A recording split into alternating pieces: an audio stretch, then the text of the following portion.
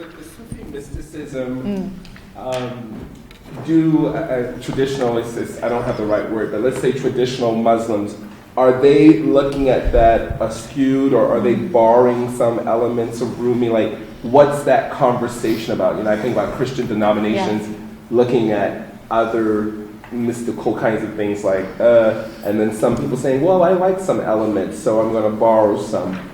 Well, can you talk about that? I think Sufism, we talked a little bit about this before. Sufism always has had an ambivalent status, I think, within the Islamic tradition, although some extremely important Muslims, like Ghazali, for example, is probably one of the most important thinkers in Islamic tradition, was also clearly someone who practiced Sufism.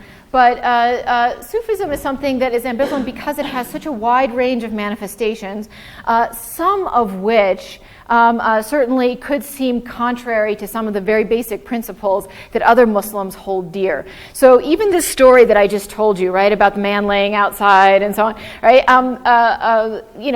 you could see how many other Muslims might be scandalized by this story, right? They would say, if you tell people this story, they'll think they don't have to go to Friday prayers. They can just lay around and think about God and everything's going to be okay, right? And the Islamic point of view is clearly that that's not the case, that human beings cannot be trusted to do these things without the framework of the law, without the framework of the rituals that are important. Now, most Sufis were people who spoke in stories like this that were meant to sort of teach by hyperbole, so to speak, but who also practiced all of the other things and stuck very firmly to the Sharia. Right? But there were ways in which they may not have. And there were certainly groups of people who called themselves Sufis who moved away from the Sharia, who took these things more literally and moved away from those things.